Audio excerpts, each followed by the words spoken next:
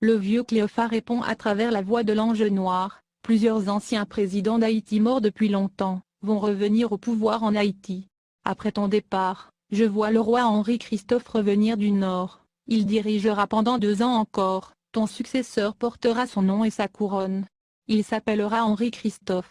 Duvalier reste étonné. Il ne connaît pas d'Henri-Christophe dans son entourage. Seule sa femme prétend descendre du roi Christophe. Il oublie soudainement que le commandant en chef des forces armées s'appelle Henri-Christophe, Namphy.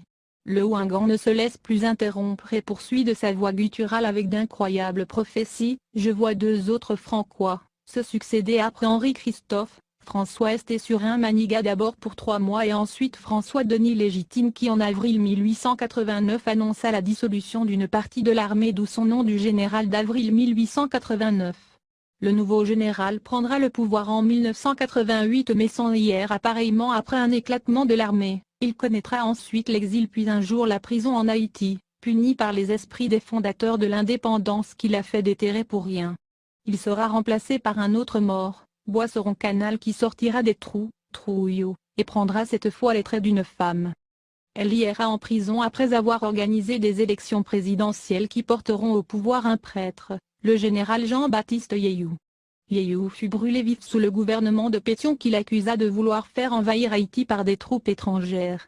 Il aura la présidence cette fois, il reviendra avec la même popularité auprès des masses Congo et appellera des troupes étrangères sur le territoire haïtien. Certains de ses opposants seront brûlés vifs. Il connaîtra aussi l'exil mais finira par épouser une fille de Dessalines, le même nom que la présidente qui l'enverra en prison et qui sortira des trous, Trouillot, de Boisseron-Canal. Le président Duvalier ne comprend plus rien. Il commence par se montrer impatient. Cléopha Pierre comme une locomotive refuse de s'arrêter. Ne vous inquiétez pas, pendant cette longue période, ce pays deviendra instable et difficile à gérer. Même Toussaint Louverture essayera d'imposer ses neveux au pouvoir. D'abord une tortue qui remplacera Yehiou son ennemi et qui passera le pouvoir à un autre neveu de Toussaint venu de Marmelade qui aura 2 mandats présidentiels et qui dirigera le pays dans la catastrophe, des inondations et un tremblement de terre horrible. Ensuite on aura un président qui sera un danseur de carnaval, ce sera bien Saint-Fort de Pradines, le chef de cabinet d'Alexandre Pétion. Son assistant a été Laurent Michel Vieux qui deviendra cette fois le premier ministre de Despradines. Le jour de la mort de Dessalines ils organisèrent une grande fête et ils le referont encore un autre 17 octobre dans la zone même de l'assassinat au Pont Rouge. Ce qui fera renverser le gouvernement de l'arrière-petit-fils de Laurent Michel Vieux.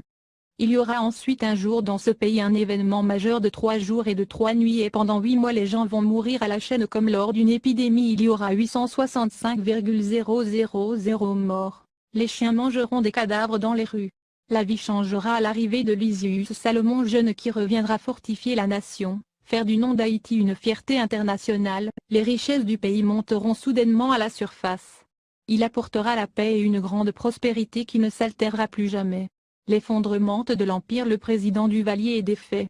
Cléopha Pierre semble délirer quand il annonce enfin le renversement total des choses. Tout ce qu'il m'est permis de révéler maintenant pour toi Doudou, c'est qu'à coup sûr, dans 21 jours, à partir de ce jour tu quitteras le pouvoir. Si tu persistes à vouloir rester vous mourrez dans 21 jours, le 7 février prochain dans un vrai bain de sang. Si vous organisez aussi les élections que vous auriez dû faire il y a 1 an, vous perdrez maintenant et vous mourrez immédiatement après. D'un arrêt du cœur. De toute façon tu mourras un jour d'un arrêt du cœur. La cambise est finie. Duvalier reste bouche bée sans sourire. Il tousse encore. Il essaie apparemment de garder son calme. Le vieux se met à chanter un air vaudou. Kafouo, ou pavinive mouen samabayo adie ou pavem engage kafou au sneg qui d'angir. Mouche kafou m'connaît nous solido. Kafou vinive mouen j'ai une maladie l'ancala. Dieu des carrefours viens me voir que puis-je leur donner? Ne vois-tu pas que je suis encerclé, Dieu des carrefours je sais que tu es dangereux monsieur Carrefour viens me voir, la maladie a envahi la maison, toujours, tout en faisant semblant de rester calme, Duvalier veut savoir quoi faire avant son départ si vraiment il n'a plus le choix. Les urgentes propositions Nathan Pierre et André Télémaque suggèrent la formation d'un conseil national de gouvernement de 7 membres. Ce CNG devrait avoir en son sein le président de la Chambre des députés, Jean Levesque, le commandant en chef des forces armées, Henri-Christophe Namphy, le secrétaire général de l'association des journalistes du Méric Charlier, un membre de la Cour de cassation, un prêtre et une jeune mulatresse de 19 ans pour représenter la jeunesse féminine au nom de la déesse Zulifreda. Puis il ajoute, cette instance devrait être assistée d'un conseil consultatif de 21 membres, venus des différents départements géographiques pour représenter les 21 esprits du Panthéon. Frasil Gentil sort aussi de son mutisme pour d'autres propositions. Excellence, si vous voulez ne pas être un proscrit détesté par votre propre peuple et enterré 57 ans après 1957, suite à un empoisonnement qui provoquera un arrêt du cœur, après tout ce que vous avez fait pour ce pays, vous devez avant 21 jours faire publier une loi reconnaissant le vaudou comme religion officielle, annoncer la construction prochaine de 21 grands temples nationaux du vaudou consacrés à chacun des membres du Panthéon à travers le pays, et faire retourner les restes des héros de l'indépendance à leur place originelle.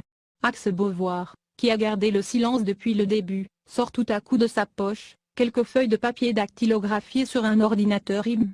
Il cite quelques actions qu'il souhaite également avant 21 jours. Monsieur le Président, avant votre départ faites un geste. Les lois et maîtres du pays veulent une université scientifique du vaudou. Nous voulons l'officialisation des saints sacrements vaudous par une loi reconnaissant publiquement les cérémonies de prise d'asson, de sacrement des unsi, de baptême, communion et mariage avec la participation des autorités comme pour les fêtes de l'Église catholique. Le Ougan Pierre Haddad ajouté nous voulons un jour férié consacré aux lois, fête des lois, comme en Afrique. Nous voulons vous voir par décret interdire la stérilisation des femmes dans les programmes du ministère de la Santé. Une loi amendant les vieux chapitres du Code pénal qui condamnent le vaudou, enfin une loi prévoyant à l'extraordinaire dans le budget national, une contribution pour les recherches médicales du vaudou.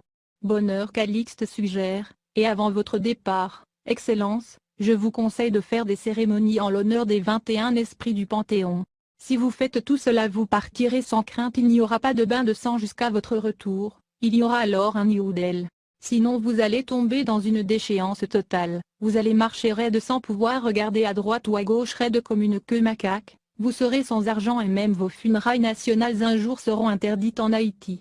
Le chef de l'État a un autre rendez-vous. Duvalier, fatigué apparemment d'entendre toutes ces inepties, se met debout, avec l'air d'un chef d'État contrarié. Il prend le document des mains d'Axe Beauvoir, le plie en 4, le glisse dans sa poche et promet de l'approfondir. Il fait signe aux Ougans de se lever. Il se montre un peu pressé.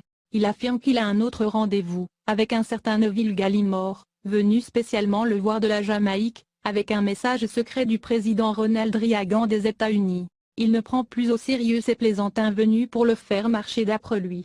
Il se croit invincible.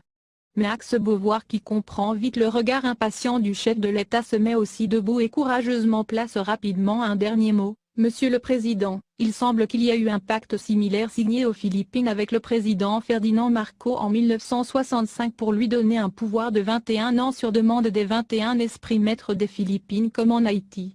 Le 7 février 1986 il atteindra ses 21 ans au pouvoir. Il a commis aussi de nombreuses fautes comme vous et il doit aussi s'en aller. S'il organise des élections pour se faire réélire il sera balayé. Erzuli Dantor va le remplacer au pouvoir le 7 février prochain. C'est fini. Nous sommes venus vous dire la vérité, vous mentir aurait été un sacrilège. À vous de choisir entre la vérité et le mensonge. Cléopha Pierre avec son Eloa Olisha à la tête est soutenu par Axe Beauvoir. Il fait un pas en avant cherchant la porte de sortie tout en marmonnant quelques mots à la fin. Doudou, si tu n'écoutes pas les lois, tu vas tout perdre en exil, ta femme Michel t'abandonnera, comme la bague de ton père que tu as jetée à la poubelle, tu connaîtras les pires épreuves. Tu seras réduit à la mendicité.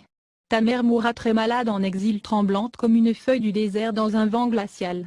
Ta grand-mère, la mère de ton père, Urécia Abraham, est morte folle, pour avoir incendié le péristyle de sa famille à Chantal dans le sud.